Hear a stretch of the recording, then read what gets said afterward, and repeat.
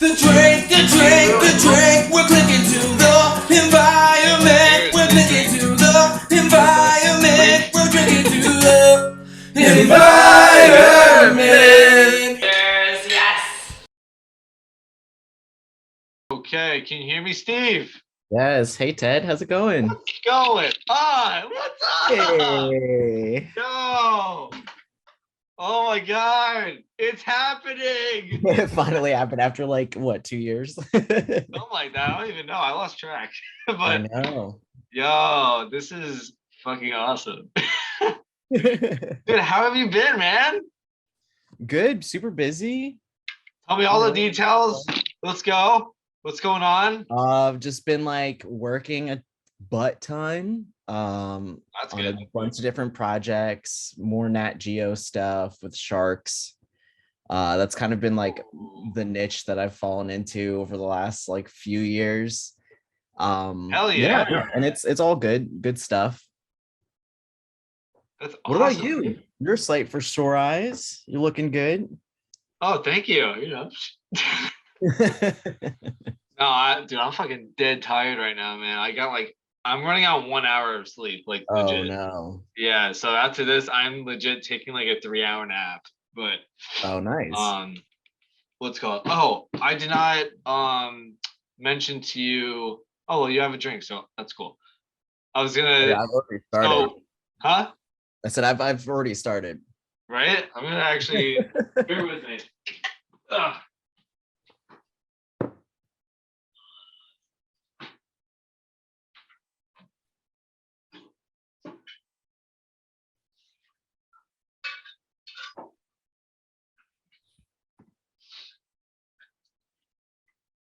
Yes, there we go.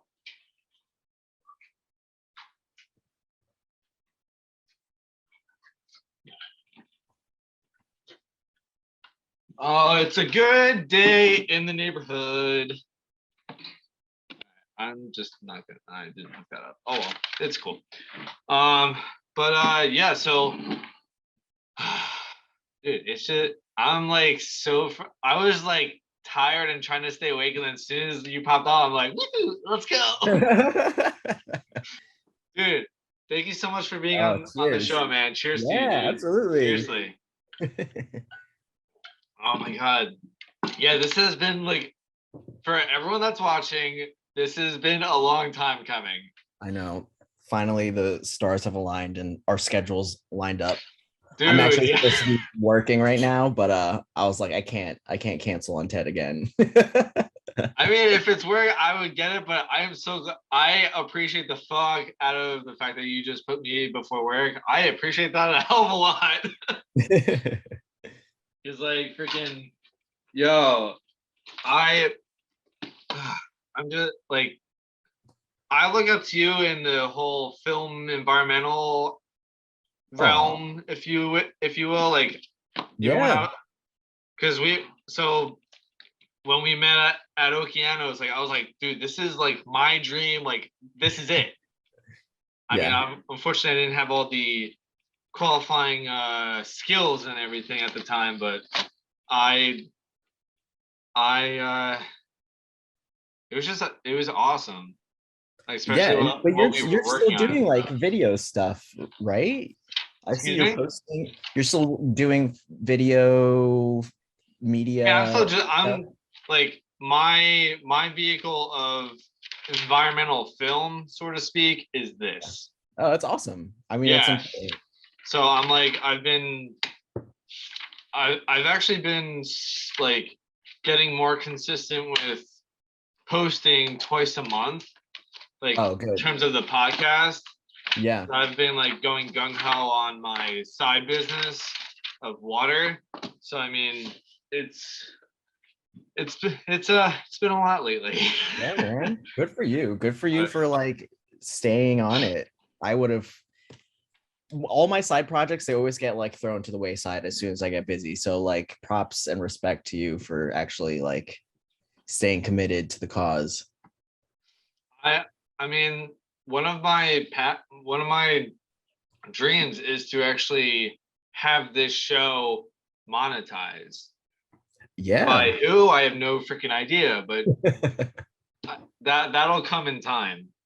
But I just feel like the better guests that I have on the show, such as yourself, hopefully something will click, and whatever happens happens. But until then, I just enjoy this. Yeah. I seriously just genuinely enjoy this, and bringing value to people via the podcast, and just having guests on that I actually personally know or have interacted with before, and just Totally.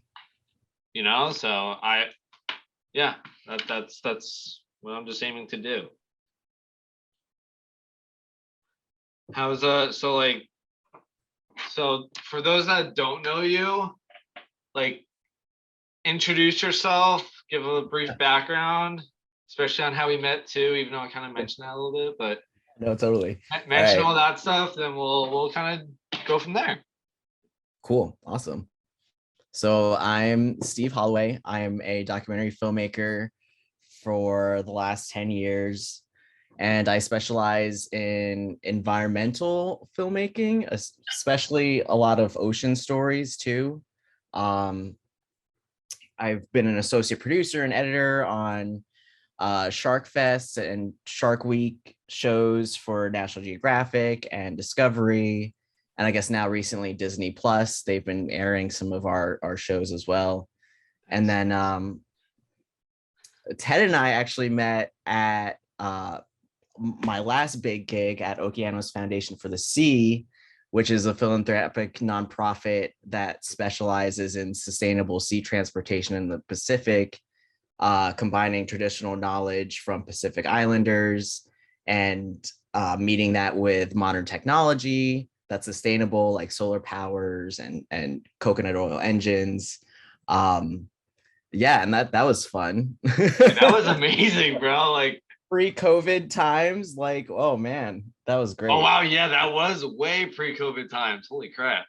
I almost forgot about that. Like, COVID wasn't even like an idea. all the climate marches that we did, like, yeah, that was so fun. I remember freaking I was trying to keep tabs on you because when we went up to when I met you guys up at New York City for that huge climate march, I was like, hey, where are you guys at? And you're like, all over here. I'm like, let's go. It was hard to miss us too, because we had I guess for our viewers, like, we had like a 10-foot cardboard sailboat that basically modeled after a traditional Polynesian sailing canoe, and we were just carrying that thing for like miles on end. And we did the march in DC like the weekend before, and then we did the New York I think it was March for Science that we did in New York. Climate March for Science, or March for something like that. Yeah, that. And that thing was brutal. It was like, so freaking. Well, yeah, because it's like you needed like 4 people to hold each end and each like side and everything. So it was like 4, like 1, 2, 3, 4, and like I still remember a couple of us had like cameras and like getting so much footage of like each angle and stuff. And yeah, that model was really good too. I still remember being in Highland Park, and we went down to the I think it was like one of the whatever restaurants, like the parking lot. We were just starting to like paint and stuff. Yeah, it was very grassroots. Absolutely. Awesome. Yeah, man. So yeah, that is what you do. You were an environmental filmmaker in a sense, right? Like that's yeah.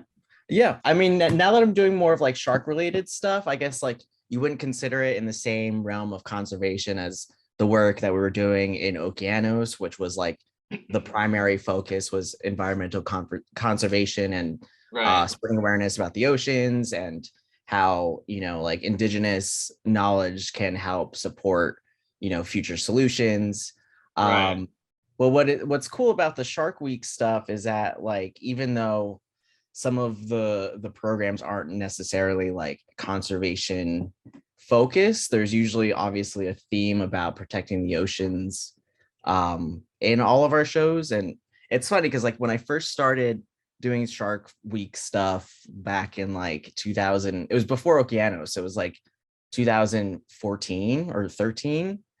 My executive producer was like, oh yeah, like the networks aren't ever going to want to do stories that like have a conservation aspect on it, or just because like at the time people thought that viewers wouldn't want to listen to that kind of preachy behavior. I don't Preachy, know. like theme message kind of thing. Right. But even like the last show that I did, which is about oceanic white-tip sharks, we were able to produce a segment that focused on how their populations have declined by 90%, and like aspects about overfishing, and obviously shark finning is a big deal, especially Yes, it is. for pelagic species like the oceanic white tips. So it was just really surprising to see how receptive networks are now about including aspects of conservation into their shows and into their films. And you kind of see it across the board where it's more commonplace, and not as, I guess, like taboo to talk about as it was like 8 years ago. Yeah, I definitely agree with that. So like let's touch up on that for a second. So like, and then we'll go into like more subcategories, if you will. Yeah. So like, so this whole show is based around sustainability, obviously.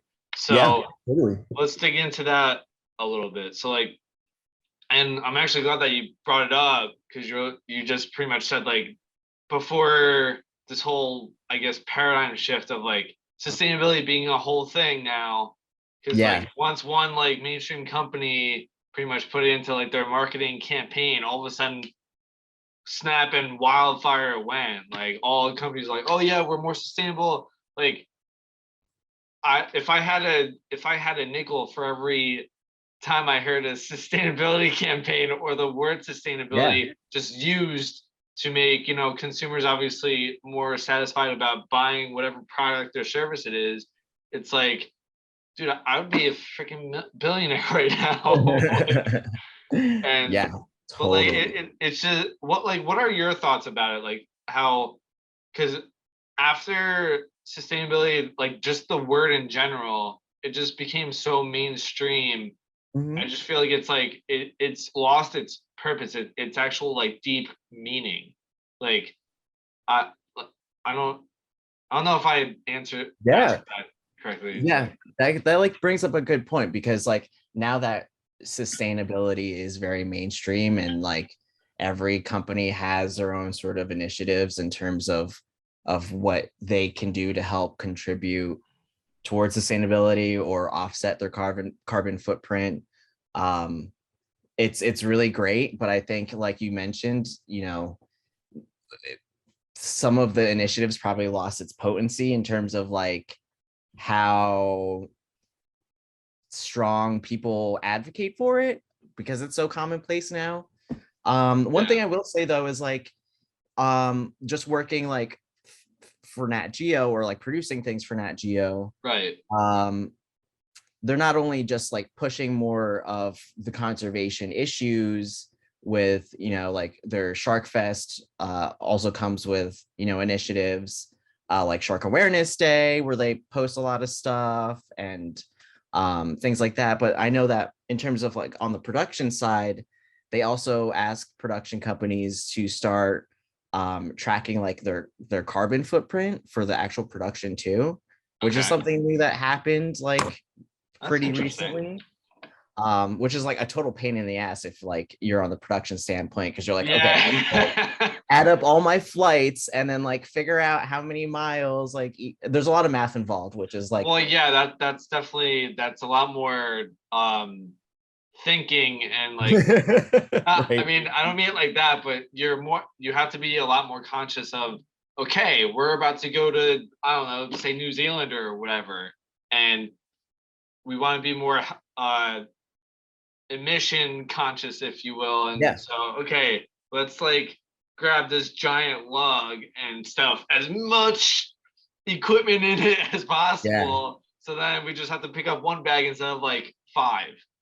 Right. So that's definitely that like, has to, put a damper on, not a damper, but definitely slow you guys down in terms of yeah, that. I mean, like, what's funny too is like because of COVID and all the restrictions, or I guess like hurdles now that come with like producing shows, it kind of helps in terms of curbing our carbon emissions because we can't fly as many crew out as we initially would wanted to. So, you'd have to like kind of scale back in terms of how many people you're sending out in the field, or like, can I hire local crew instead?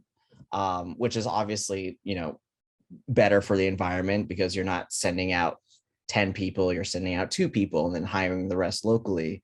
So yeah, I think all of that kind of plays into the general, I guess, like zeitgeist, for lack of a better word, in terms of how people are thinking about carbon emissions and how their general work can, be more sustainable.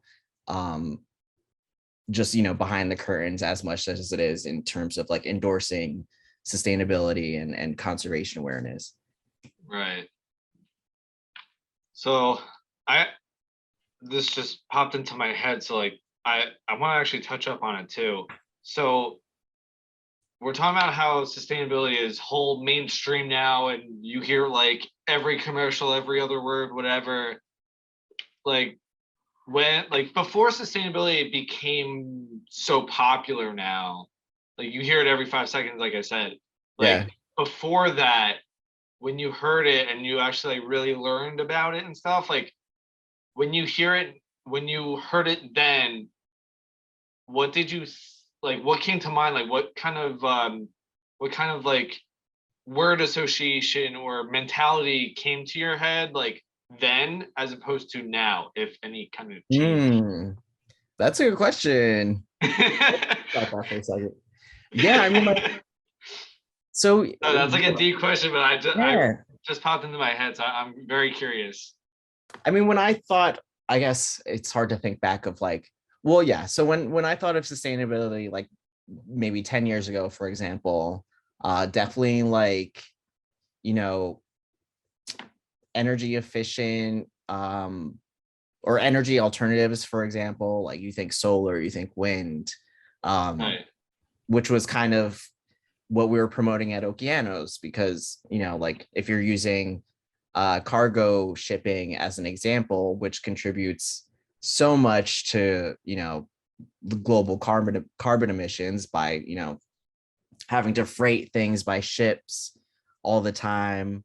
And what our company at Okeanos was doing was introducing these alternatives to the Pacific Islands where, you can use a traditionally designed boat that's operated by solar panels and uses the wind as, its main energy source. That's kind of like the key words or key things that I would think about when you think of sustainability. Right. I think today, because sustainability is so commonplace and mainstream of an idea, the concept has kind of evolved, so that people kind of think about it with more complexity, I guess. I mean, if you're really thinking about it, I think, it's a double-edged sword because, it is very mainstream and people might just be like, might want to brush it off because they hear it all the time and it doesn't have the same effect as it once did, like you mentioned. But I think, there are people who are thinking about sustainability on a more holistic scale. So, for example, like waste production. I recently did a video back for professors at Rutgers, and they were talking about waste management as on a university scale. And that goes to everything from like obviously like recycling, plastic waste, things like that, but also food waste. So using Rutgers as an example, They got rid of trayless dining in their dining halls a few years ago, Okay. which is like What is something that for people that don't know? so basically when I went to Rutgers, like very fucking long time ago, like 10 years ago when I went to Rutgers, Like when I we was had, a college kid. yeah. Back in my day, we used to get trays at the dining hall, and you just like please, you're only like 4 years older than me. Chill. the other day I was like, damn, I graduated my undergrad like almost 10 years ago in Dude, 2020. I legit just had like that same realization like earlier today. I'm like, wow, I went to high school like legit 10 years ago. But anyway, but we're going off on a tangent really quick. Yeah. So yeah, back when I was at Rutgers, you would go to the dining hall and it's basically a free buffet, and they would give you trays to put your plate on. And what you end up doing is you end up like just eating with your eyes and not your stomach, and you just would like pile all this shit onto your plate. Like I never finished my food.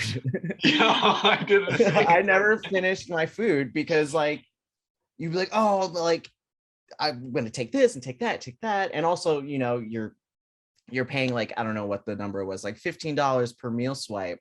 So all those things are like going through your head when you're getting your lunch or your dinner. So you're like, let me just pile everything onto my plate and I can try a little bit of everything. Obviously that creates a lot of food waste because most people don't end up eating everything that they put on their tray. Yeah. So what they ended up doing at Rutgers, I think 4 or 5 years ago, is they got rid of the trays and they would basically only give students a plate. And Really? I think I don't know if they even made the plate smaller. I feel like the last time I went to the dining hall to film, like the plates looked smaller, but that just might be me being old and nostalgic. But what it did is it reduced the university's food waste by I think it was like 6%, which is significant considering that Rutgers serves, I think, like 100,000 meals per day. I was gonna say Rutgers is huge, so I mean 6% is actually pretty big. Right. It's the State University of New Jersey in Yeah. New Brunswick, and it spans across 2 townships, and there's 4 different campuses. Right. So really, like they're feeding 2 small cities, technically, if you think about it, every day between Piscataway and New Brunswick.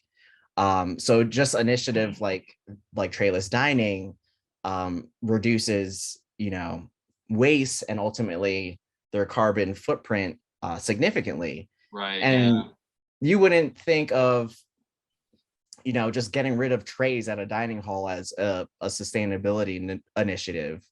I would be like, oh, like the university is trying to shaft me and not like let me pile up all this food that I'm paying for. But they're smart by doing so because they reduce food waste by a significant amount. And it's stuff like that I think companies are starting to pick up on in terms of what it means to be sustainable. And it's not just like the go-to things that people would kind of automatically think of. Interesting.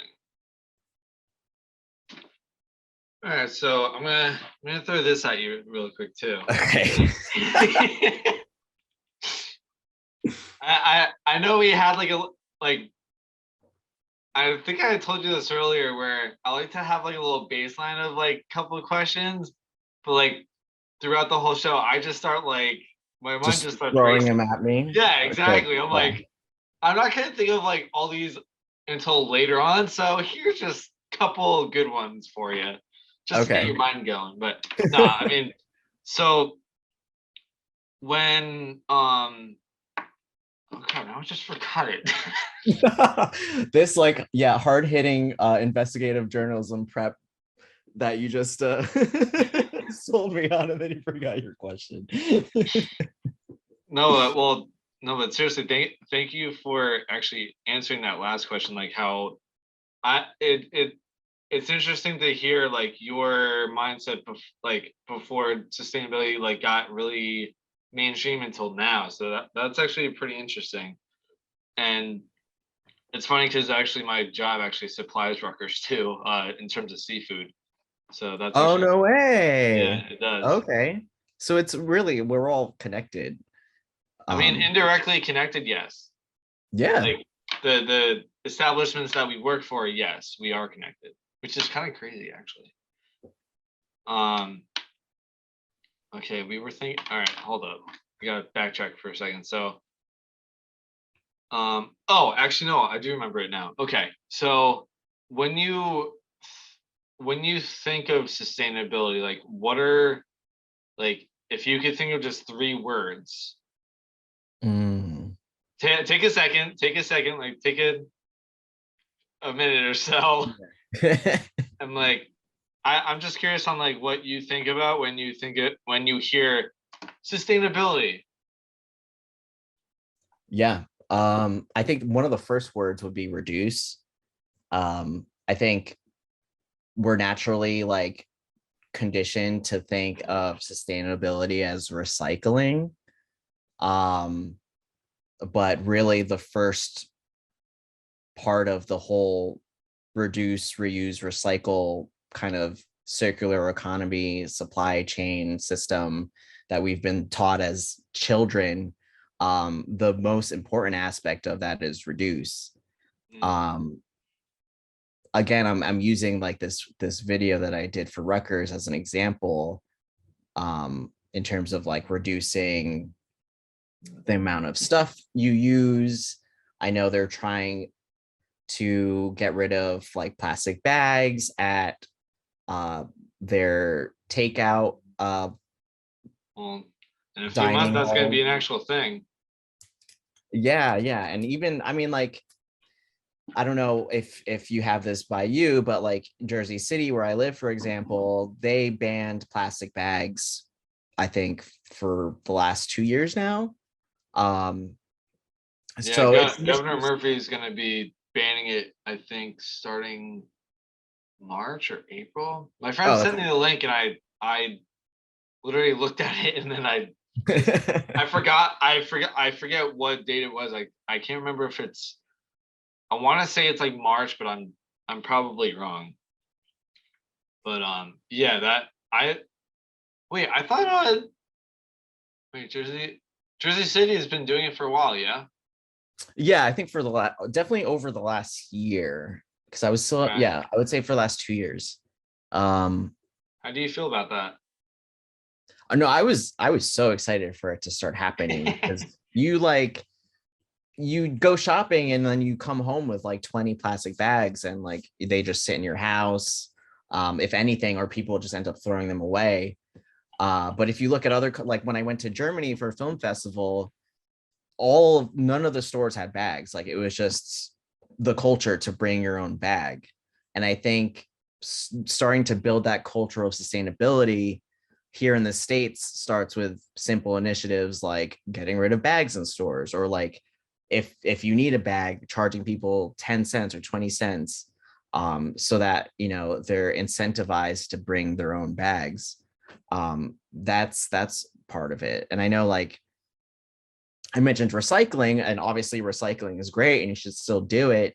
But I think a lot of people have like this inflated like fantasy of what recycling is. Like I used to take like a half full plastic cup of Dunkin' and just like throw it in a recycling bin and be like, oh, look at me, I'm God's gift to the earth, we're recycling. Like and Look like, at me, I'm doing it. right. And not knowing that I was polluting the whole like recycling batch in that recycle bin. I don't think people are educated enough. And like this was me like 2 years ago, after like working in conservation and environmental communication for the last 10 years. Like it took me like up until 2 years to realize like, oh, so I can't like throw in like a full bottle of coffee into a recycling bin. Like I didn't realize I had to like rinse it out and like remove caps and separate them from the bottles before you throw them into the recycling. I had no idea, and I feel like a lot of people don't. I'm still like at home sorting through the trash when my wife isn't looking, like removing the recyclables and like She won't think I'm crazy. She won't think I'm crazy. yeah. And then like people see me doing that like on the street on like recycle days, like a homeless person like sorting through the trash, and it's not You go see it, the dumpster diver. I'm Steve, the dumpster diver.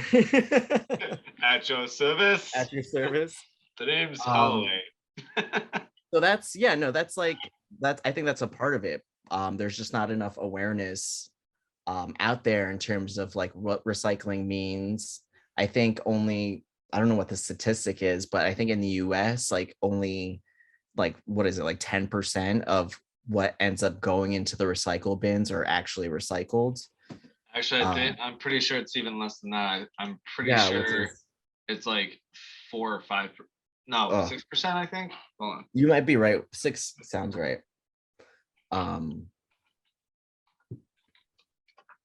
And when I did my last project for Rutgers, they were like super proud because what happens at the university is like, I think their number is like 30% of what ends up in their recycling bins actually gets processed at a plant, which is a lot higher than the national average. Oh wow! Wait, say that number again. They were at 30% at Rutgers. So okay, that's pretty. I mean, that's pretty good, right? Yeah, You're saying in terms of like recycling plastics and stuff. Yeah. Okay. Yeah. No, that sounds pretty good. All right, so let's here we go. Let's check this out. I'm like looking up the statistic. When this show takes off, we'll have a team of fact checkers. Yeah, right. Like Googling everything you say to make sure. Yo, honestly, one of my actually, him, Frankie. Oh yeah. Yeah, my buddy Frankie. He when I first started the podcast, it was with him, and he would actually be my fact checker. I'm like, I miss those days. That's awesome. Like we would be talking about something, and after a while, he would catch on to like we would have like a system going, and then all of a sudden he's like, "Hey, by the way, blah blah blah blah is correct. This is not correct. Whatever." I'm like, "There you go." So that's awesome. Yeah, I want a fact checker like on my show permanently. Generated of which 3. Okay, so if you have a calculator out, I would definitely consider using it right now or on your phone, because it says in 2020 about 5.88 million tons of solid waste was generated, of which 3.04 million tons was recycled. Actually, that's not that bad. That's a little less than half. Yeah, that's actually better than better than I thought it was. But waste generated by the non-domestic and domestic sectors both saw a reduction in 2020. Well, that's also because we were all home or working from home. So I know. So that had a little bit to do with it. From 5.37 million tons and 1.87 tons respectively in 2019.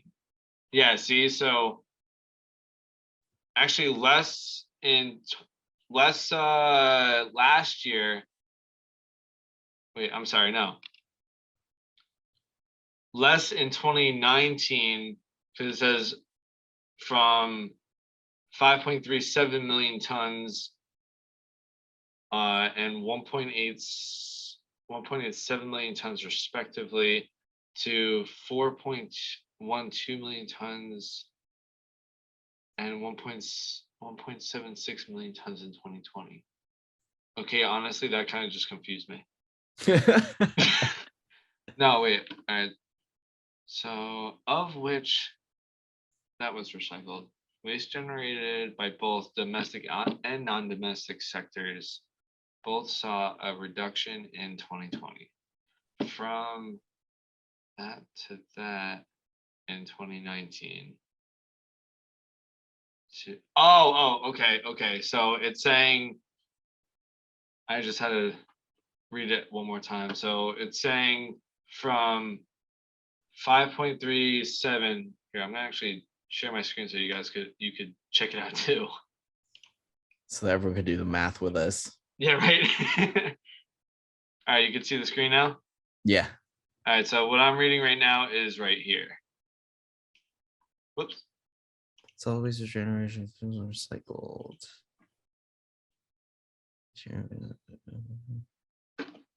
Yeah, so that in 2020, that's actually about half, a little bit less than half, which is actually that's pretty actually good. really good. Yeah.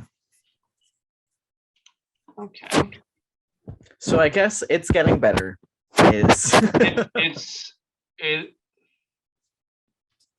pretty much saying like before COVID, like we were doing moderately good, and then during COVID, we produced less tonnage. We produced less tonnage in 2020 than 2019, which is, I mean, pretty good. But Yeah. it was also like, COVID,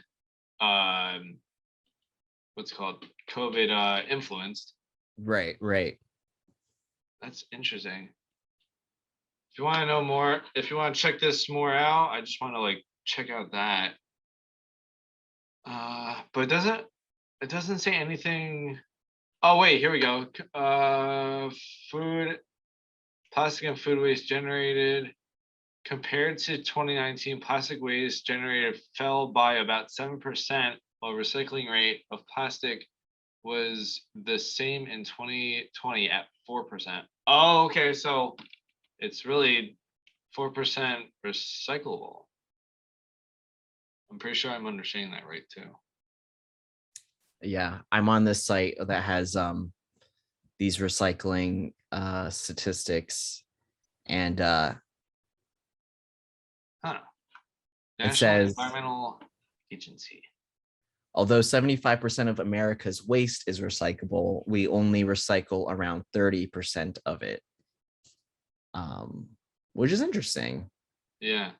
Because obviously a lot more can be recycled, and we're just not doing it. I think it's more like it's on a national level, like on a more commercial, like nonprofit kind of scale, if that makes sense. Like we are, but Yeah. I think we have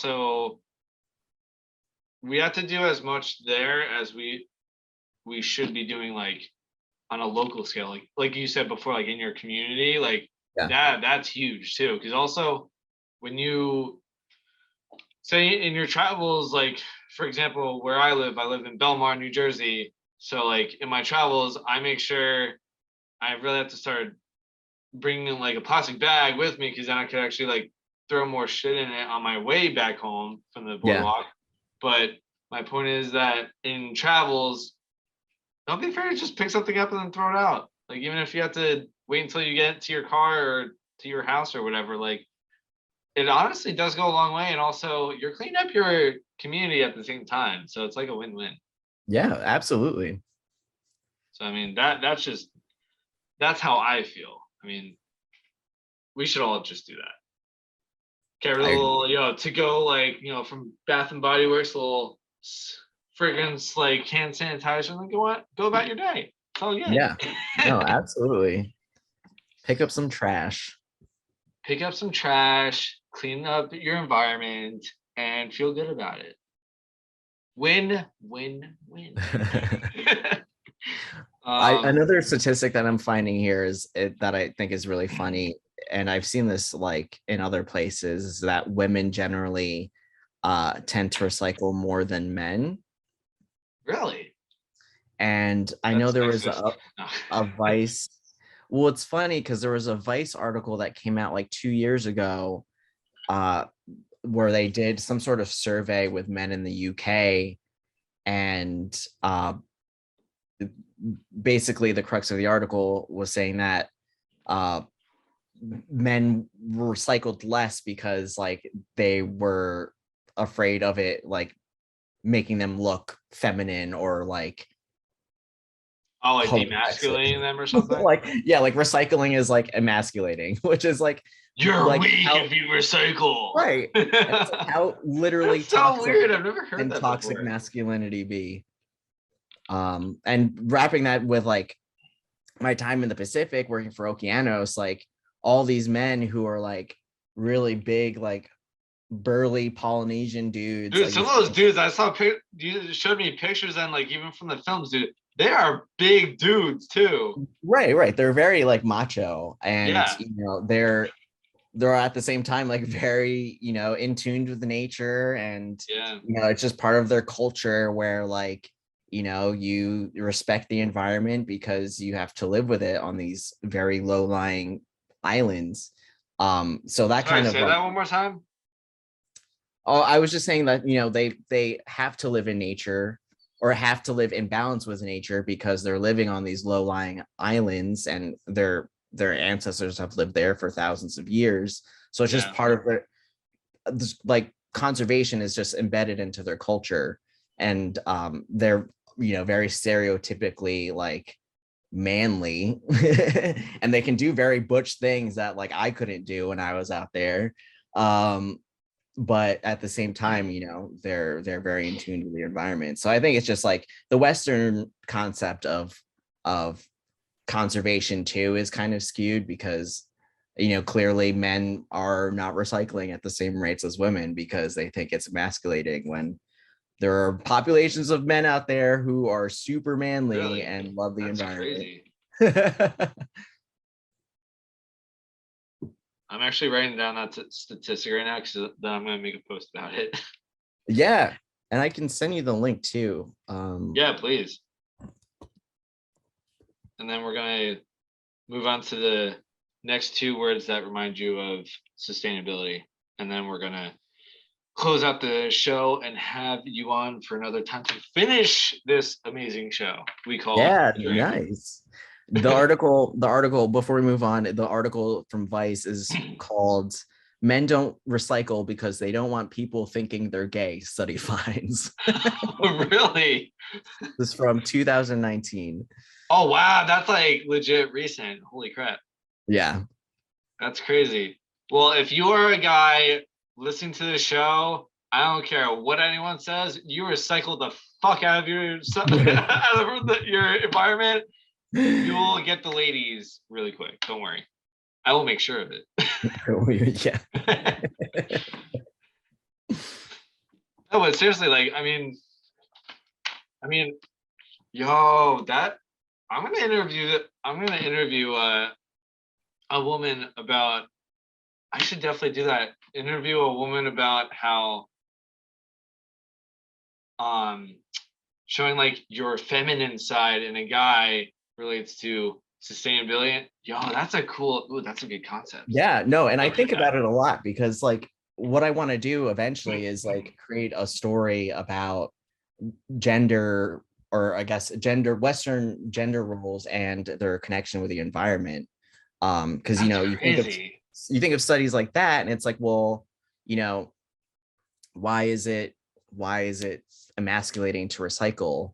And there's these commonalities across not even just recycling, like going back to food, how people eat. Like obviously guys who bodybuild or weight train and things like that, they're always thinking about consumption of protein. So yeah, they're very health conscious about their calories.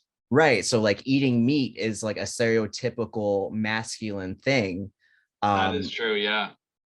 That obviously contributes to your carbon footprint.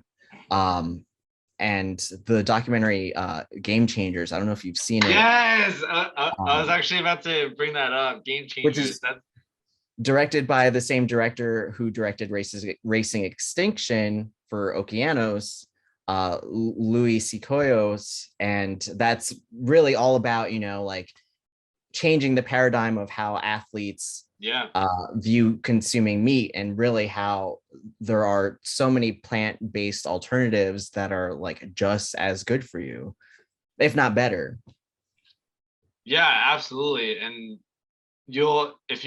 I definitely encourage watching Game Changers on Netflix, because I did not know that one of the bigger names in the game in terms of UFC, Nate Diaz, is actually a vegetarian, and he's beat a lot of big name players too, as well as one of world strongman competitor. I forget the hell his name. I have to look it up now, but I'll put it like down below. But there's a world strongest man competitor, and dude, he is big. Like, he is just huge. I mean, hence world's strongest man. But he he was interviewed by the press after the one competition. They're like, so like, or he was on a show, and they were like, so like, you know, everyone a lot of these competitors talk about like what meat they eat and their diet and blah blah blah. Like, what sets you apart from everyone else? Like, they asked some kind of question like that, and he's like,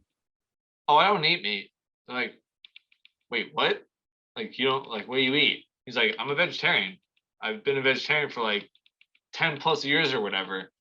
And he actually like kind of goes into his diet, and it's legit all vegetarian type food. And he's this big dude. Like, it's crazy. Yeah, there are like so many vegan athletes out there who are like super swole, and it just like goes to show that, like, you know, these masculine stereotypes that we've kind of been perpetuating for years aren't very accurate, and they're actually bad for the environment. It's literally toxic masculinity. I mean, yeah, it kind of is actually. And I mean, I've done vegetarianism for about a year and a half, and I mean, I actually did feel great. I really did. Nice. Like, I tried it. My ex-girlfriend, she's been a vegetarian for, I don't even know how long now, like 15 years plus probably. And she turned me on to it. Like, she influenced me to try. So I was like, you know what? Like, she's like, you should totally become a vegetarian. Like, you're all about sustainability in the environment. I'm like, God damn it. Fine, I'll try it. Hold me accountable now. You. Yeah, pretty much. So no, but I was like, fine, I'll try it. Like, and I did it for like a good year and a half. And I mean, dude, it's crazy though, because it's like when I went from eating beef and chicken and all that stuff to just eating like veggie patties and meatballs and all that kind of stuff, like, I could eat a lot. Yeah. I wouldn't feel bloated at all. Right, like, I would right. drink water, like, eat as much veggie patties and all this kind of stuff as I want. And like, but with especially beef, but sometimes chicken, sometimes fish. Like, I still eat fish. Me personally, I still eat fish now. Like, I just love fish. But and I mean, that people will be like, well, that's like totally counterintuitive. Well, I gotta eat, and I've cut down a lot on my carbon footprint, like a lot. Like, I don't know how you eat now. I assume you're vegetarian or something like that. I'm not. No? I'm a complete hypocrite. No, I only eat like chicken and fish, and I try to do like, you know, a meatless Monday, which is still good. But you know, like, I think it's different for everyone. Like, I don't think we're gonna combat, like, I don't think it's realistic if we force everyone to become vegetarians or vegan. That definitely won't work, only because like there's actually, like, in populations of our world, like, there's actually in your DNA, like, some parts of your DNA will actually like, you have to have meat in order to actually like feel good and have high energy. Like, for example, my friend from California, she went through this whole like body scan kind of thing, and she actually found out that I forget, she has, I don't remember everything that she said, but she pretty much said like, I used to not have meat and I would feel like absolute shit. Yeah. They part of my language, but she was like, I felt like absolute shit. So I went for a body scan and all this kind of checkup stuff. And she even said, she's like, due to my DNA, I actually have to have red meat. Like, Wow. That's and she interesting. started doing that, and all of a sudden, like within 2 weeks, she was like, dude, my energy went through the roof. Like, I feel great. I'm doing Yeah. everything. I'm doing like all my shit, like getting it all done. I'm great. So it's like, I think the point of our topic right now is that not everyone is going to be, become vegan or vegetarian or whatever. Right. But like, as long as we can definitely be a little bit more conscious about Exactly. our diet, and honestly, knowing where your food comes from actually will really open some, excuse me, it'll really open your eyes to some things that you're like, wait, that's a thing. Like this goes with this. Like what? Like you'll Yeah. be surprised. For sure. And like even if you are eating meat, like just making the change to get, local products or stuff that's organic, so that Yeah. at least you're not consuming things where you don't know where they came from, or things that have been injected with hormones. Like all that stuff also plays a role in terms of like how it goes back into the system and into the environment. So Right. Yeah. yeah, Yeah. there's Definitely. there's tons of aspects that you could do to make a change for the better. Yeah. Absolutely. I definitely agree. And for those that have families like little kids and stuff, you know, I mean, this is just my 2 cents. I know I don't have a family or anything, but instead of, allowing your kids to be like, doing TikTok dancing videos or whatever, be like, hey, if you do this, we're gonna have a little research sesh and we're gonna like learn some stuff after that. They're like, okay, fine. And then who knows? You may start bonding off of like, researching environmental stuff. Who knows? Yeah, and Who I knows? think kids You might are also really inspire them to receptive. do some stuff too. Exactly. And that's really what I'm trying to say, is that inspiring to become just a better person and better person for the world. That's really it. So yeah, let's do it. You're like Mother Teresa with a beard. It's beautiful. But well, right before we close out, I know we went over the one word of reduce for you. What would be the other 2 words real quick? Oh my gosh, what a tangent we Yeah. I Oh, totally like we forgot that totally went was off like, on a tangent. I have to like bring us back. yeah. So 2 other words, I guess, for sustainability. I guess my first word was reduce. Yeah. Um I guess It's my like even second, if it's like word by association. yeah, I think like system would be my second word, just because you have to think of everything on like a holistic scale. So like we Okay. just said, knowing where things came from, and then like if you're going to use something that's a single use product, for example, like knowing where it came from but also where it's going. Like you Okay. can be like me and get something from Dunkin' and like half drink it and then throw it into the recycling bin and then You could be pollute like the the old entire Steve. recycling stream. Yeah. Unlike the new dumpster diving Steve that definitely goes through, sorts through everyone's trash and makes sure everything is clean. There you go. Yeah, so system would be my second word, and then I don't know, fun would be my third word, just because like, I agree with that one.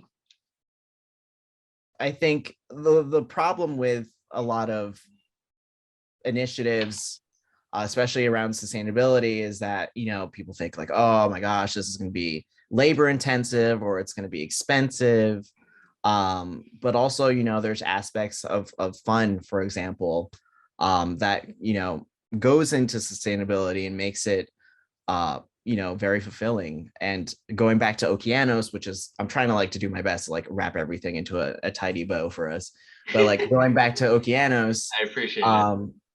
where like they offer these alternatives where you can get on a boat that is fossil fuel free. Obviously, it won't get you to your destination as fast as getting on a plane or getting on a speedboat. But for me, like being able to spend, I guess, a total of 2 months sailing through Micronesia and, seeing the Federated States of Micronesia and those outer islands, and also seeing like the Marshall Islands, on what, those indigenous populations would have sailed on, it was like way more fun than, what a 1 hour plane ride could have been. And I learned like so much about, just appreciating like cold water and, just appreciating and respecting nature too, because there were definitely moments where I thought I was going to get swept off the boat, or, like wasn't going to make it out. Oh, I'm sure. I'm sure you felt that. Whew. Yeah. So I definitely had like my modern day Moana experience. And it was a lot of fun. Like I learned so much, and like that's definitely going to be like one of the best experiences I'm going to take with me for the rest of my life. And it wouldn't have happened if I hadn't got on a sustainable means of transportation. So I would definitely say like sustainability is also fun. It can be fun, especially if you make it fun. Yeah, exactly. Nice. I love it, dude. By the way, I am so jealous that you got to go on a what do they call it? Wakamotu? Yeah, Wakamotu is the name of the boats that I was on, and it's a single-masted sailing canoe modeled after the ancient Polynesian sailing vessels. So yeah, it was dope. It was really nice. And like there's definitely, there's modern comforts on the boat too. Like I had my own bed. We had electricity, so I could charge my devices. So it wasn't like I was on Survivor, but no, it was awesome. And I like highly recommend anyone watching to like Google Okeanos Foundation for the Sea and like see how they can get on board a boat. We also have a boat that was built in Hawaii too. So for people who are in the US, want to get on a plane to get on a boat in Hawaii, definitely check it out.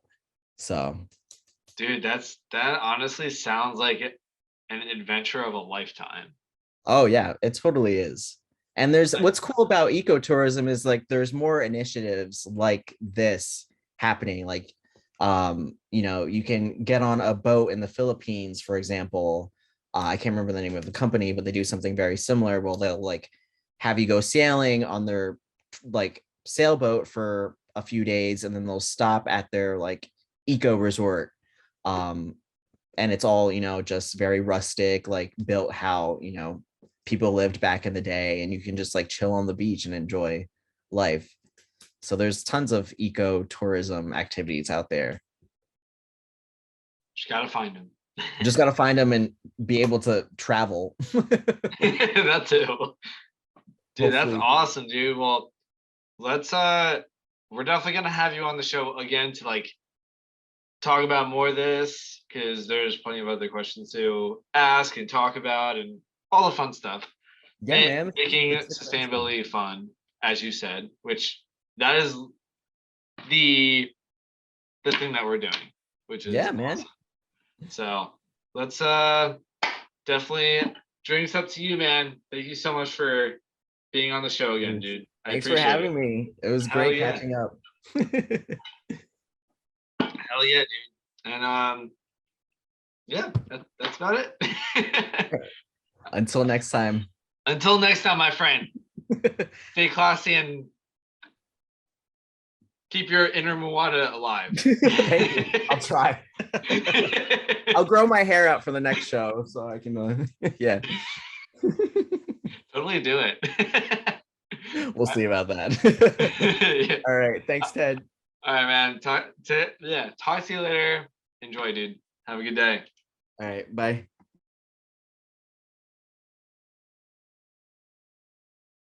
Hello, everyone. Thank you for watching The Drink Sustainability. Warning. As you watch the show, be sure to clink at your own risk. Drinks may not appear the way that they seem.